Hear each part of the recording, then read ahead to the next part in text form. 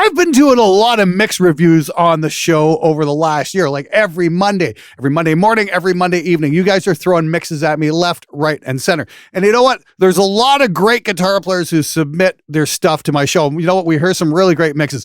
But you know what we're not hearing a lot of? Is good songwriting. In fact, when we get good songs, I remember them because the amount that have been submitted to my show, I can count on one hand. I'm not making this up. You guys can play the hell out of your guitars, but when it comes to actually writing something memorable, something that somebody would want to hear more than once in their entire lives, those are few and far between.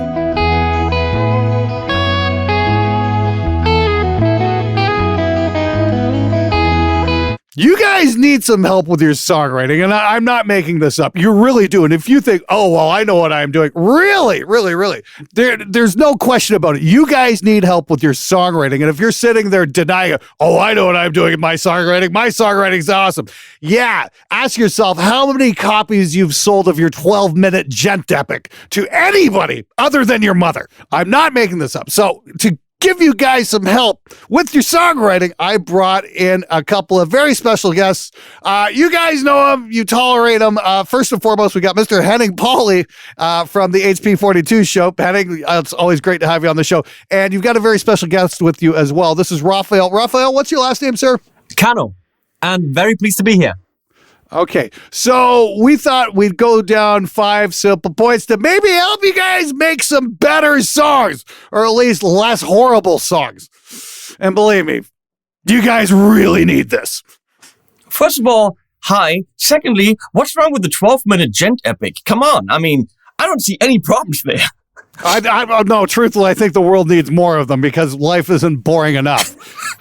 Come on, gent is pretty much open lowest string, whatever that is. You know, maybe a D or a C on a 6 string, and maybe like an, B or an A on a 7 string, or maybe even an F sharp on an E, or an E on an 8 string. I mean, just 12 minutes of the same note, I think could be cool. Not a song. Burp. Okay, so let's go into a couple of things before we. Hold on. Let's go get a little background here. Okay, now you guys know me. I'm just the loudmouth everybody hates because I'm just too fucking honest about things. I love you, Glenn. I love you. I told you this yesterday. Henning's weird that way. It's a weird German thing, but Henning actually, despite his exterior, is actually like a master at songwriting and has like this amazing background in crafting music. You're sitting on what? You graduated cum laude from Berkeley, did you not? Give us a little bit of your background. Cum laude is for the losers. Summa. Oh. Ooh. So what's that mean to the uninitiated? It literally means I've done 9 semesters and I had a single B+ and all the rest were A's. It means I did a lot of studying at a good college and I got good grades. Still doesn't mean I'm a great musician, but incidentally, in this case, it does. I didn't do all those things, and I'm a better musician than he is. Yeah. Mm-hmm. Okay. And Raphael, what's your background, man? Yeah, my background is I'm just very passionate about music and songs. I have been writing songs for over 20 years now, I can say. I have worked with Henning for the last 15 years. I think it's 14 and a half years too many. But still, we can't let go of each other.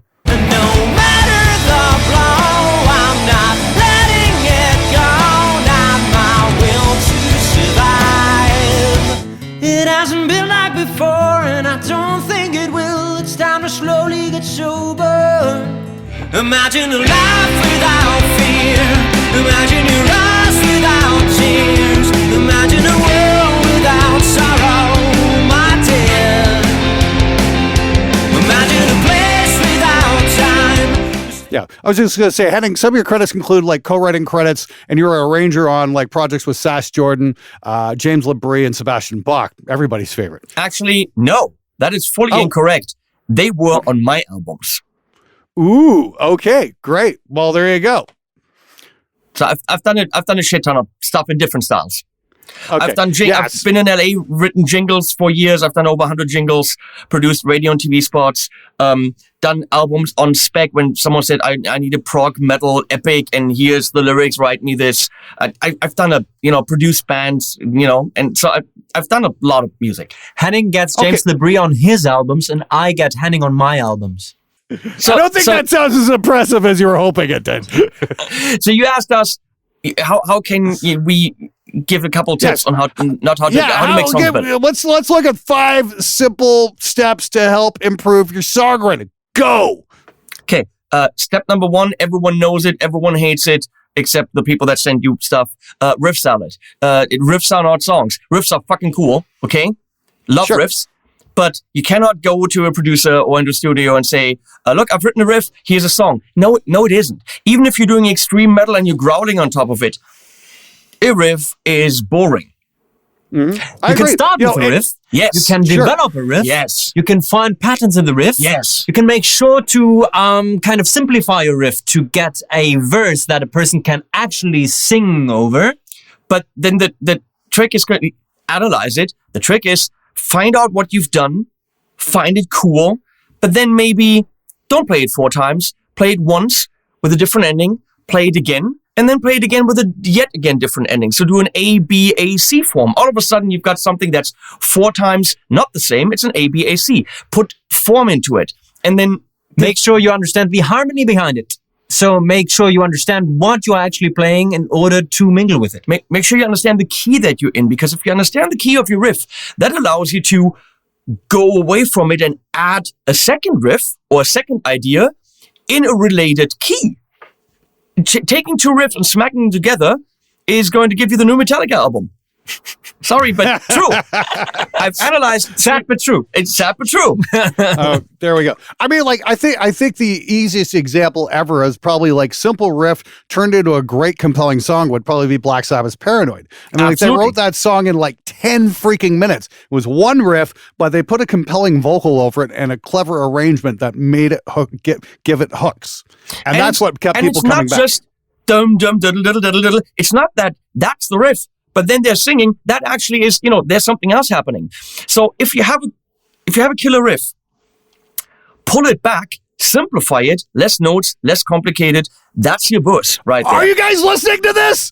Less notes, less complicated. Wow, what a novel idea. Leave some space for the singing. So what? You have space for the vocals, but what about my awesome guitar playing? Everybody has to see how awesome I am all the time. That's what makes music good. It's all about me. I think we triggered Glenn. That was a hitting point. I think he might have a pet peeve about that. No, I think you triggered every one of my viewers who've been sitting there noodling at their desks who don't understand the idea of, bring it back a little bit, simplify. If my riff is like really cool F-sharp riff, all good, but then, maybe for when the vocals come in, just go 8th notes on the F-sharp, something like this. Maybe don't do all of those things. But then you have that riff, and then let's go into a chorus or pre-chorus and bring some build up. Let's bring some emotion into it that actually makes you expect something else, and then either disappoint that expectation or go and appoint that expectation. Okay. What if there's disappointment? There's got to be an appoint. Oh, I see. Meet. Okay. So meet that expectation, but then contrast, which we're going to get into. But the point is, it's all about, we're going to get to this over and over, pattern recognition. Recognize what you've done, be able to spot the key, the rhythm, the theme in what you've done, and develop that theme. Don't just frickin' repeat it 8 times and think that you've got a song. You just gave away advice number 4, but never mind. Okay. So that's the thing. Do not do riff salad. And when we get to step number 4, which is the most 5 step, the 5th step, you understand where you can learn more about that. Yeah, right, exactly. Yeah. Step number 2: don't do riff salad or don't do riff salad. We just did. Hang on, wasn't that point 1 was don't do riff salad? What's step number 2? Number 2 is don't do riff salad. Salad. What are you talking about? Yes. What? Whiskey Tango Foxtrot. We are talking about what stress is. Stress is. word stresses. We're talking about word stresses. So there's nothing more annoying than, for example, a word like, let's say, zombie, pronounced wrong over and over again in the chorus of your hit single. There's nothing more annoying than a word than, let's say, unconditionally or unconditionally or unconditionally mispronounced over and over in the chorus, the most important and memorable part of your song. Or let's say you are the Foo Fighters. Foo Fighters. I'm gonna say, I will say something in defense of the Cranberries, though. They did sell a motherfucking shit ton of records. Yes, they did. With that you are song. not going to learn with us. Let us tell you that. No, you're not going to learn how to sell songs and how do you make your mistakes, make your money, because that literally cannot be taught. We can only teach, the correct way. Sometimes the incorrect way is cool. But if I went to Mr. Grohl and said, hey, the Foo Fighters, the Foo Fighters is a good band, he would go like, what are you talking about? And then I would say, rescued, because they just released a single where he's singing, I want to be rescued. Like, this is not English. If you want people to understand what you're singing about. Okay, you hear that, guys? The Germans are giving us English lessons. This is going to be great. We had to do it. We had to do it. Nobody else was there to tell you that your word stresses suck. Okay. You guys are making a big assumption. I mean, like, come on. 90% of the guys who are submitting to my show can't sing to begin with, so they're just grunting into the mic.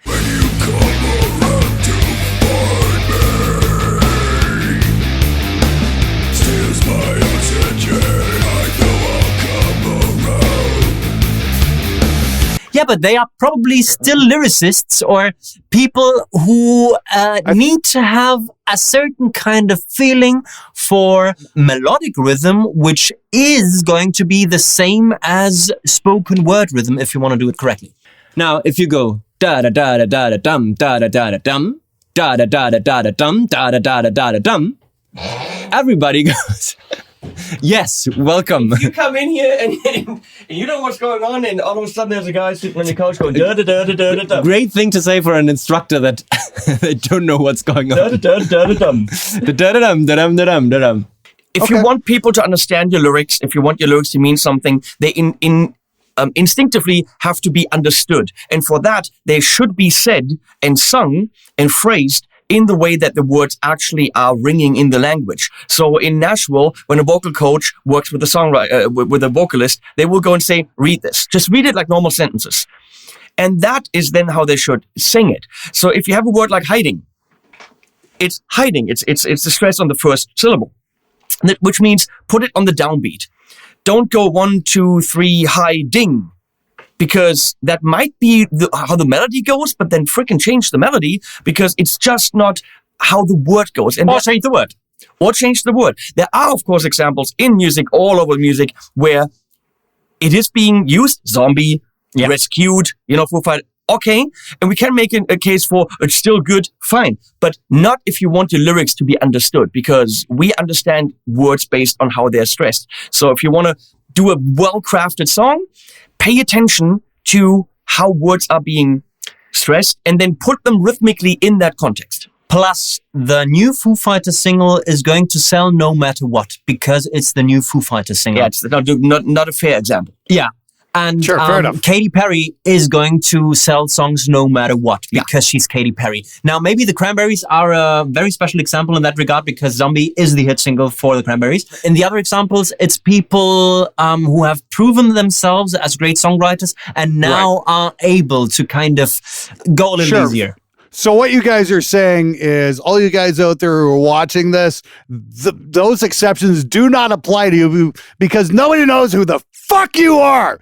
What you want to do is get your foot in the door first before you start fucking with people. No, you're not special. You can't teach the exception. It's not possible. No. Right. So, okay. and this actually fits to our point number 3, which is don't try to be original and don't try to invent the wheel every time you write a song. Ooh, I like that idea. That sounds interesting. That have worked for many hundreds, thousands of people. Why shouldn't they work for you? And yes, you can go and write the next Bohemian Rhapsody. Chances are you are going to fail. You have to learn how to sing first. Well, yeah. In the end, the tried and true stuff is tried and true for a reason. Mm-hmm. If you try to break that, it might work, but a good song works because it is well done. Sure. And a lot of stuff is stuff that's been there a million times. The difference between a horrible and a great song is literally how it's done. If you take a chord progression, 1 5 6 minor 4 1 6 1 5 what 1 5 1 2 3 4 5 1 5 6 minor 4. It's the axis of awesome. Yes, it is literally from Greensleeves to Bon Jovi to Green Day to everyone to Toto. It doesn't matter. The Beatles, Blink 182, you name it, they got it. Everyone in the world used that very simple chord progression. If you want to write a hit song, use 1 5 6 minor 4. Are the Beatles like Blink 182? Nope. No, they aren't. So where's the difference? Where's the difference in using this? I'll tell you what, and this is something I've been stressing to a lot of bands. You always say, come up to me and say, Clay, how do we get our own sound? How do we get our own sound? Well, I'm like, well, you're not going to get your own sound by using a 5150 and a vintage 30. And we're like, everybody does that. And it's the same kind of thing that I always tell bands, the thing that's going to make you stand out from each other are the vocals. And because everybody's got their own unique voice. And the thing you guys need to do is learn how to harmonize with each other. And if you can capitalize on that, that will give you your band's signature sound. It worked for Queen, worked for the Eagles, worked for Van Halen. All those bands had very, very unique sounds because they had very, very unique harmonies. I mean, I know your viewers don't want to hear it, you don't want to hear it, but a different pickup, a different cab, a different IR, or a different amp is not going to get your band any different sound than anyone else. I don't know any of those words. I definitely that needs to be said. Your guitar sound isn't going to define you. It's going to be the human voice because that's what the human psyche is dialed in to recognize. And that's literally the most fucking important point. Not even the voice in terms of the timbre. We're talking about good writing, and that means you can use exactly the tools in terms of gear that everyone else uses. You can use the exact same chord progressions because interestingly, chord progressions can't be copywritten. Of course not. You can't copyright a chord progression. So you can easily use... But it's not copywritten, it's copyrighted. So I'm the word guy. Use what people have used before. Do it well. Steal from your idols. Emulate before you find your own voice. Because only once you have figured out what your heroes are doing on a day-to-day basis are you able to kind of let go of that and be independent as a songwriter. Yes. It does not mean to invent new chords because there are no new chords. Right. So we're going to the next one, pattern recognition. We had that already. Let's do it again. Let's do it again. Number 4, pattern recognition. You've never heard of it before. That goes for find out what you do in your riff, rhythmically, key-wise, melodically, meter. But then let's look at the chord progression, realize what it is. Maybe those 2 chords back and forth can actually give me a hint of what other chords are available. If I realize what I'm doing here in a limited way, that actually tells me very clearly what other 5 chords... 5 triads only. We're not talking about... 5 triads are in the key. And that gives me so much information on what I can do in other parts. Don't add it to that part, but what I can do in my pre-chorus, what I can do in my chorus.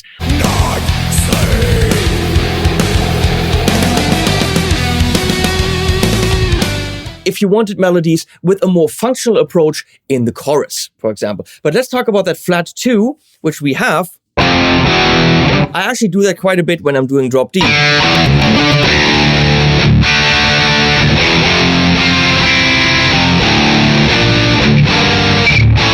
There's a secondary dominant, that's my A. Going to 1.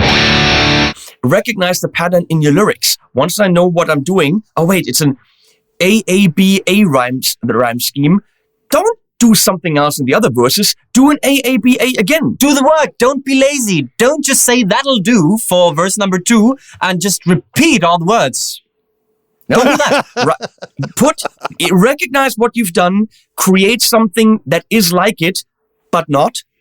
It's always about pattern recognition. And once you realize what pattern you have, you can create contrast. Which is very important for other sections of your song. So like, for example, I wholeheartedly agree. This is something, again, a lot of the guys watching my show need to learn is how to create contrast and how to make things a little more interesting. I mean, like, I don't know how many songs I've sat through here on mix reviews and go, is this thing fucking over yet? Because it's just the same thing over and over and over and over again. It's like, hey, you know what my favorite part of that song was? The part where it fucking ended.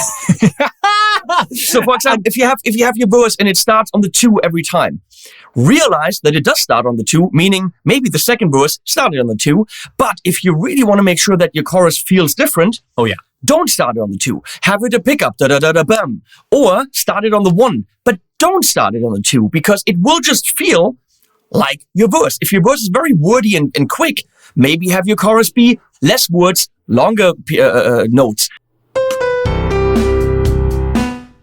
There we go. This is a musical motif, a phrase, if you will, that goes just all the way down. Now, however, let me throw this in.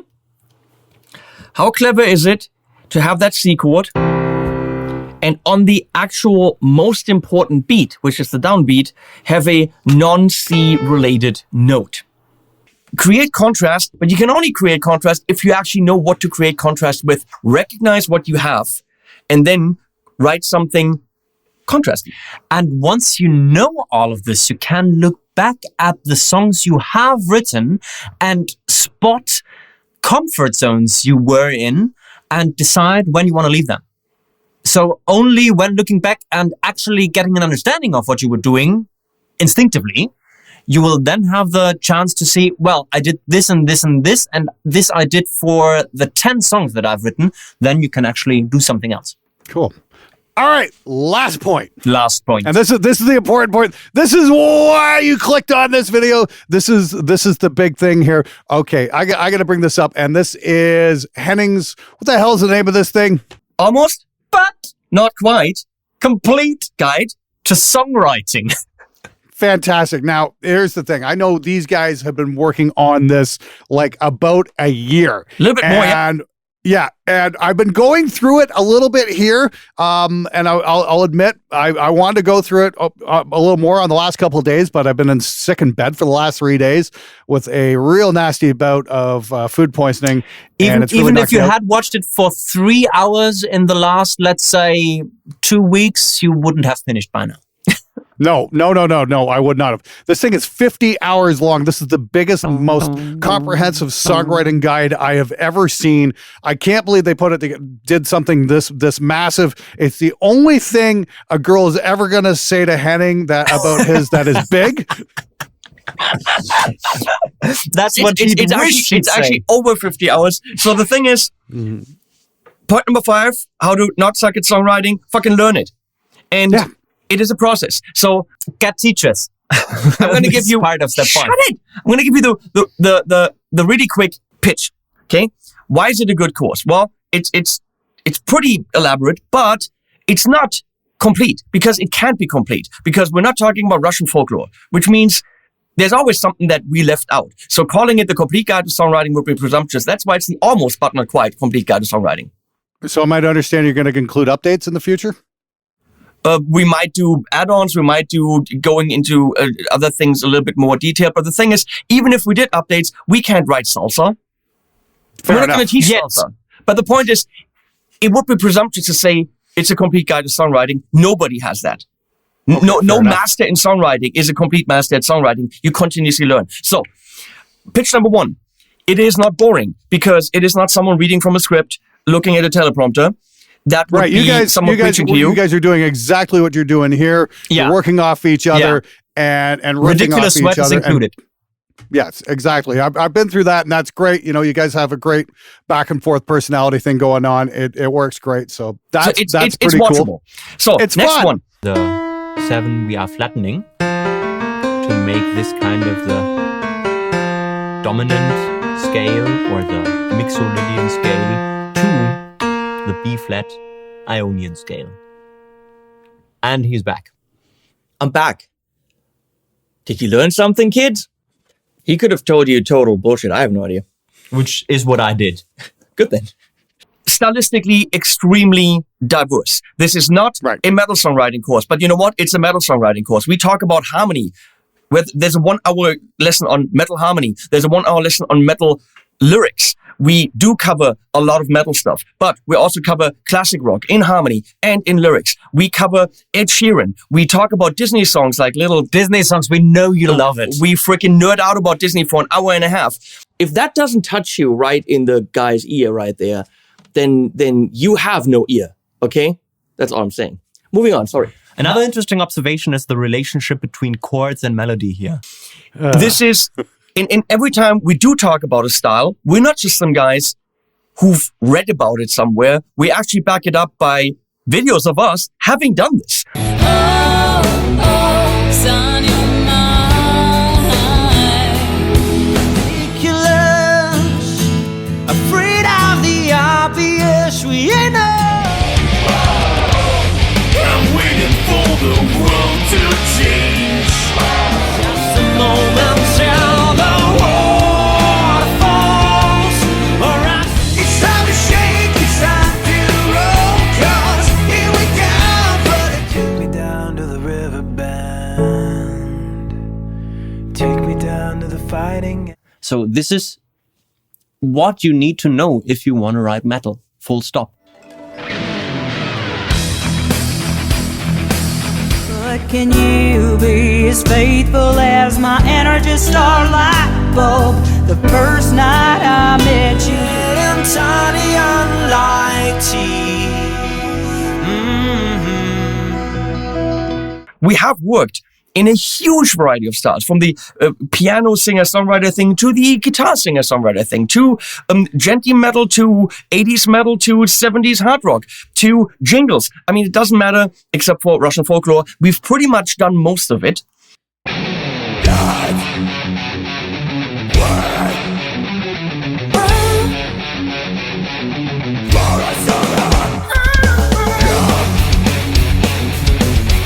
And so therefore we can actually talk with authority about it. And you'd be hard pressed to find a songwriting course where the teachers can actually show you all these styles in the single course. Next point. We talked about banter. We talked about the stylistic diversity. We'll talk about value in a sec. The muse. The muse.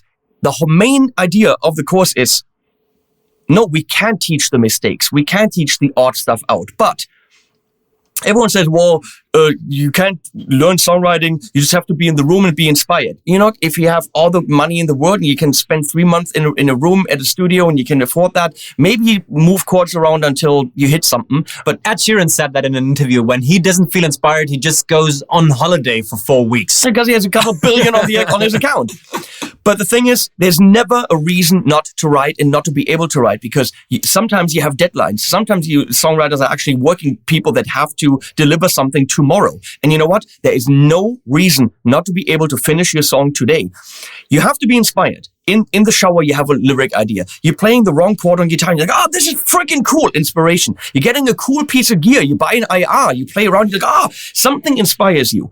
Take that inspiration, but that's just one bit. And then work. And then work. And then how do you find the rest? How do you write lyrics to that? How do you develop that into a pre-chorus, chorus, bridge?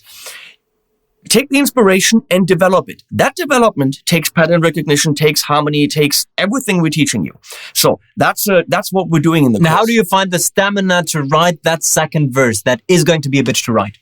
As an example for how terribly, terribly, terribly tough second verses are. Yes. By analyzing the first one and then knowing what you have to do, but you have to be able to analyze it. It sounds systematic and clinical, but in a way it is. And then the creativity comes back in, but targeted creativity. So next part, we actually give you different starting points. So in the writing section, which is a mere 19 hours, we will talk about motif development, melodic development, phrases, but then we actually go into, what if you start with chords? How do I find a melody for chords? It's super simple once you see what we do. I think there are more options, Rafa. So more of a wave there. I have someone coming in with a melody. How do I find chords and not by randomly moving around? That's not being a professional. How do I find chords for that melody? Super simple. We show you. With a half step going up. Yeah. Makes a lot more sense. Nova's glow. Same position. Drop me down to the dream below. And then what if I start with lyrics? Someone has given me a fixed set of lyrics. How do I even look at how they flow? How do I find that? We do that. What if you start with drums? A drummer gave me something, or I have a really cool groove. How do I analyze that and find the hits and write to that? Okay, so that's actually the 2. Mm-hmm. He puts a symbol on the 2. So I think that is something that we could really... So we show you the theory behind that, and every single time we do that, there's the next lesson where we write a full song based on that. So we're coming from here. Springtime took me by surprise. It's really comprehensive. How do I turn riffs into songs? How do I turn chords, when someone just does the strumming, into riffs to make it more interesting? What's the benefit of writing on guitar versus the benefit of writing upon piano? Then I would probably choose something like this. E major.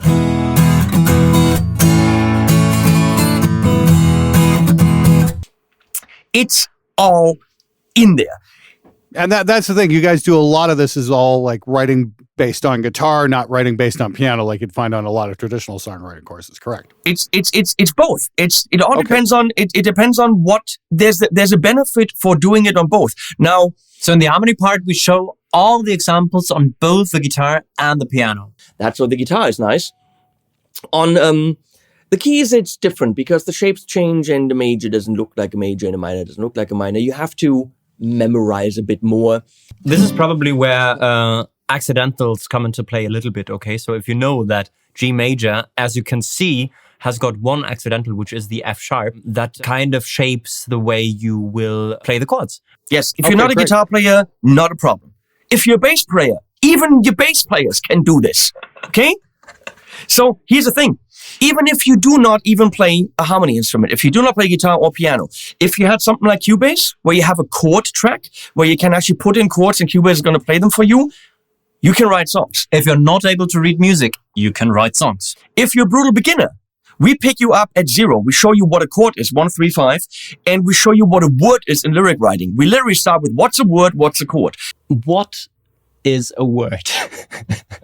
And I'm serious here. Because when you talk about brainstorming words and phrases, not knowing what a word is will limit your brainstorming process. And I'm really, really serious about it. 3 half steps. And there's my D, which is the 5th. So 1, major 3, 5. It starts at the very beginning. You have to know nothing about any of this, but you will know a shit ton at the end. Last pitch value. We are very, very stupid people when it comes to money. Yep. I can confirm. Henning went to Berkeley and we checked out the prices of the courses that you would have to take at Berkeley to get the knowledge that you are getting in our songwriting course. It is $54,000. That's more than $1,000 for every hour that we are giving you. If you're doing a comparable thing, you're going to online. Berkeley Online is a great program. The courses that we are offering in our course at Berkeley Online, 13 grand. 13 grand. Now, I said it. We are really, really, really, really, really stupid when it comes to money. Our course sells for the first 2 weeks at $299. Which is dumb. It's 52 hours of stuff. $299 for a 52-hour course. Can actually win a little something. Usually $449, selling for $299. In the first 2 weeks, you'll be able, whoever purchased the course, to win $4,600 worth of stuff from Sweetwater and Spectre Academy and Spectre Digital, which is ridiculous. But that's not why you're buying it. That's nice for one person. But that's not why you're getting it. $299, and I will pretty much guarantee that if you watch this course, or even parts of the course, it will benefit you, because everyone that watched it so far, including people that I have the highest respect for as musicians, said, I learned something. We learned something. We learned something making it. Also, I would like some money, please. Me too. That's the reason why we did this. Fair enough. Okay. So $2.99 for 2 weeks. That's fucking bonkers, guys. That's actually a hell of a steal. Like I said, I've looked through the huge list of topics this thing covers. If you've ever wanted to get better at songwriting, this is something you're definitely going to want to take a look at. And judging by most of the mixes coming into my show, most of you guys desperately need this course. You guys are great guitar players, but being a great guitar player does not make you a great songwriter. That is clearly self-evident. And what your viewers should do. Sorry, viewers, what you should do. I'll tell you. Subscribe to Rafa's channel called Let's Talk Song. Thank you very much. Yeah. Because he does a cover, beautiful cover, piano and vocals, reduces the song to the bare minimum, and then the next week he does a full analysis of it. So you learn about what these people from Miley Cyrus to Blink 180, 47, I don't know numbers, what these people do and how they connect lyrics with vocals. He analyzes songs weekly and shows you that he really does know how to teach it. So that's a channel I would subscribe to if I were you, if you want to learn in addition to the course. You need the songwriting course to understand anything on the channel, though. Oh, that's true. Yeah, buy the course. I think the main message of this video is buy our course because we're awesome. Seriously though, buy his course. I mean, like, especially for all you guys out there who bought Henning's Complete Guide to Drum Programming, you would definitely understand his whole methodology, and he's taken that same kind of work ethic and put it into his songwriting course. I would definitely recommend checking it out. That's for sure. Once again, it's going to be on sale for next couple weeks at a discounted rate for only $2.99. If you want to step up your songwriting game, this is definitely the course you're going to want to check out. Guys, thank you so much for being on the show. Thanks for having us. Thank you, as always. And, best of luck with the course. And once again, you guys check it out over at SpectreAcademy.net. I'll have links for everything in the description below. And don't forget, Spectre Academy's going to be throwing in a massive prize package as well at some point. And there's going to be a bunch of plugins as well going in there too from Spectre Digital. So there we go. That's all really cool. All right, guys, thanks for being on the show. I'll see you next time. And for you guys out there watching, yes, please step up your songwriting game. Go check this out.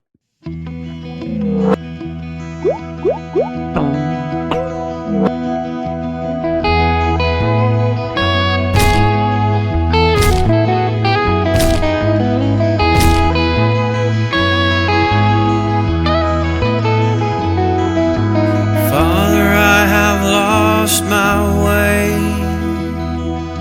I left the path I went astray.